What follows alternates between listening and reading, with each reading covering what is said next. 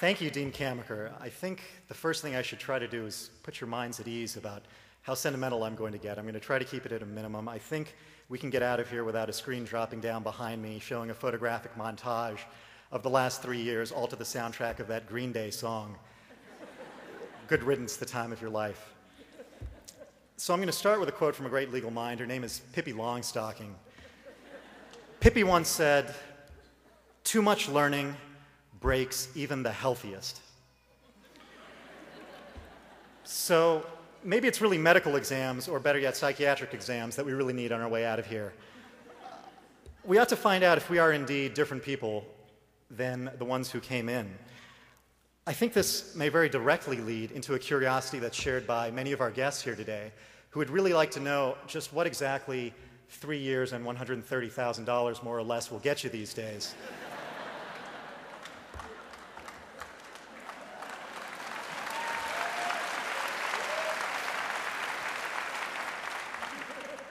Well, let's face it, if you spend 3 years in a place with as much Gothic architecture as this place, you're going to learn something. It seems as though the answer should be the law. But as it turns out, you learn that for a small additional fee the summer after you graduate from a number of...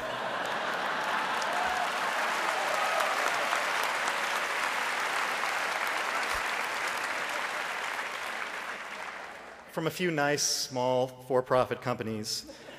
It's what the locals around these parts call black letter law. Evidently, introducing any other color into the law would destroy it as we know it.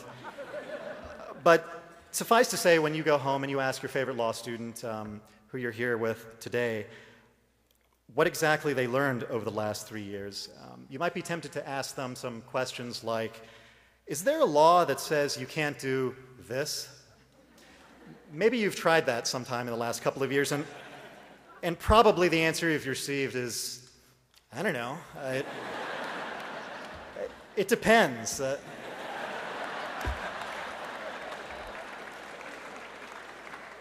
Go ask a real lawyer. Quit gravy training off your kid.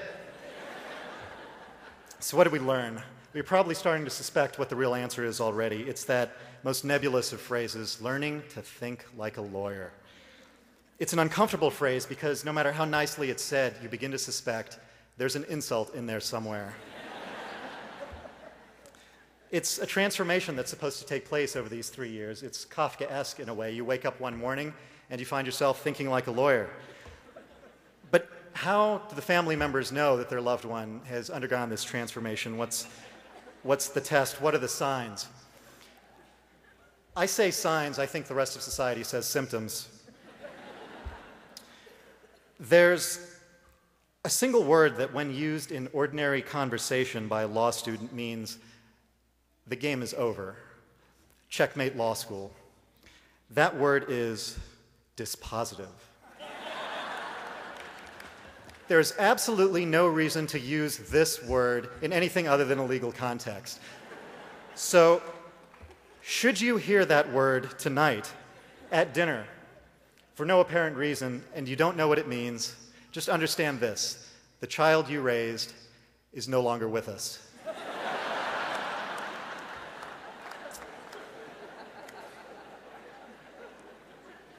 So I've often been asked to compare my experience here at the law school with my experience in the graduate school in the sciences, and I can tell you there's one great comfort that scientists have, which unfortunately we in law do not.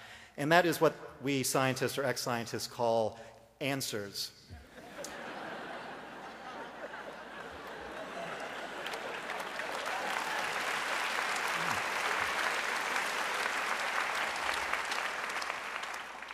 Well, there's this old saying in science about the search for answers. It goes something like this: science is like chasing a black mouse in a dark room.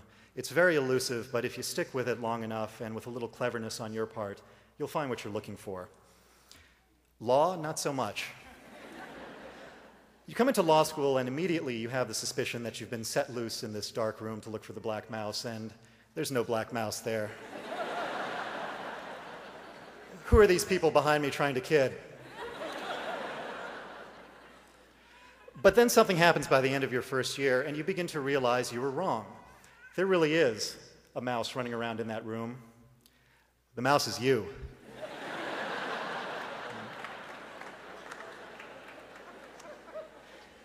You've been put on an exercise wheel by the faculty behind me, and you're not going to be getting off for a couple of years. So it turns out Professor Kingsfield from the paper chase was right after all. He said, "At times, you may feel you've found the correct answer. I assure you this is a total delusion on your part. You will never find the correct answer, correct, absolute, and final. In my classroom, there is always another question to follow your answer. You are on a treadmill. My little questions spin the tumblers of your mind." The effects of that scene and that entire film, in conjunction with a book called 1L, written by the gentleman immediately behind me, probably scared off an entire generation of would-be law applicants. 1L was a book detailing the memoirs of a law student at a less prestigious school out east.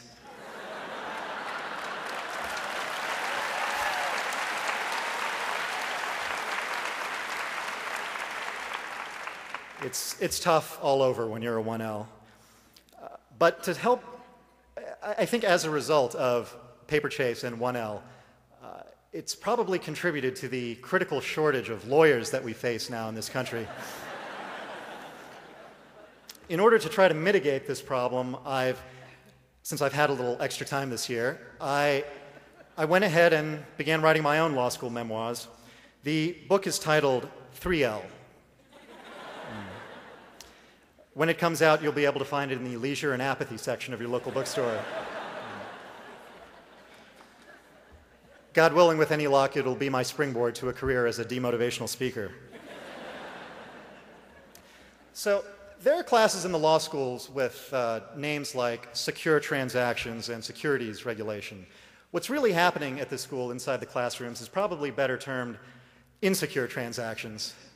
And what the professors do is insecurities regulation. So where does the insecurity come from? When you take a group of people this smart, who've been know-it-alls their entire life, you stick 100 of them together in a room, have them battle it out on a tight curve. And all this takes place in the context of a school in a state with a climate that could not possibly have ever been intended to support human life.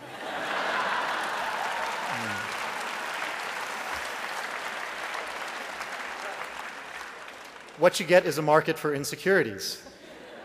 Is there any way out? Well, for some people, there's a technique. It's called WWDTS. What would Dan Tenney say? Unfortunately, this has only consistently worked for one member of our class.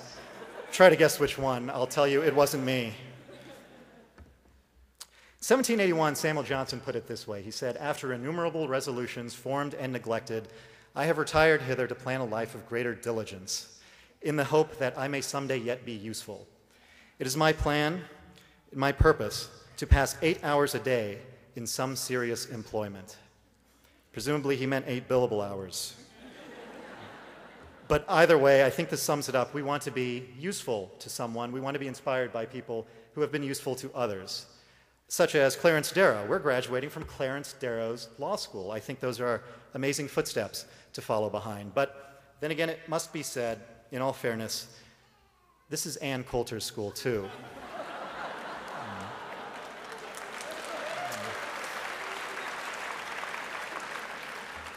Just as an aside, Ann Coulter recently gave a speech at my alma mater, the University of Texas at Austin.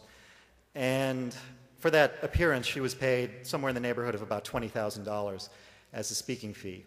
Let me tell you this. Had I known just how lucrative being a bitter and hateful circus freak with a law degree could be,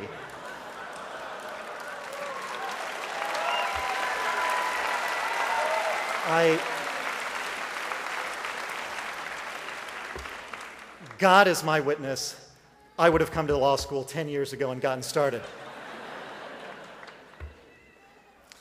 So my point is that this school fosters a great diversity in opinion. It's a healthy diversity. For example, our 1L year, we were in the middle of a legal storm known as the affirmative action debate. The University of Michigan was ground zero for that debate. For the most part, our students supported the law school's policy, many in good faith, and with good arguments did not. But I think we all realized just how historic the moment was and how fortunate we were to be in the middle of all of it. It was a little akin to how a public school student in Topeka, Kansas might have felt in 1954 when Brown v. Board of Education was handed down. If that overstates the case, I hope that it doesn't overstate it by too much. There are other social issues that have certainly meant a lot and generated a lot of heat on our campus.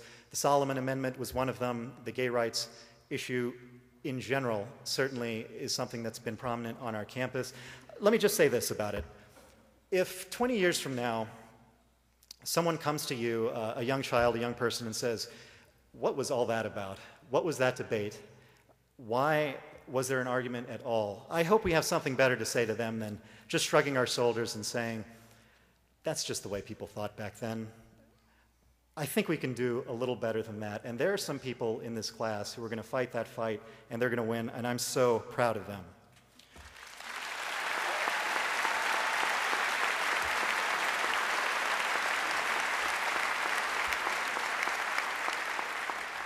We've aired out our differences not only in the classrooms, but online with the hideous and beautiful thing known as the Law Open Listserv. For the parents, this was just a way for students to send out an email to the entire student body in a single email with absolutely unregulated content. It was something new we tried this year, and the results, I think, can only be fairly described as a catastrophic success. But that said, the moral of the story at the end of the day was, if you're going to pry deep into the minds of law students, it's a view that is probably best taken between closely held fingers over your face, because what you find may be a little scary, but it can also be very compelling at times. It's worth a look. For my part, I can honestly say, as much as I expected my classmates to be the intellectual heavyweights that they've turned out to be, God knows the candles of people around here burn like the noonday sun. The most pleasant surprise of law school has been the general human decency that floats around the halls of Hutchins.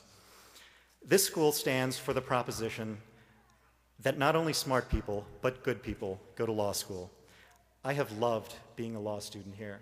For me, it's been the best 3 years of my life. I hope some of you share that sentiment. I've had more years to compare it to than most of you. This is probably where that Green Day song should have kicked in. It's been an extraordinary honor to have been here and shared the last 3 years with you. I'm so thankful to have been along for the ride. I'll leave you with this. In the George Bernard Shaw play and subsequent musical, My Fair Lady, Professor Henry Higgins passes off street urchin Eliza Doolittle at the grand ball that night.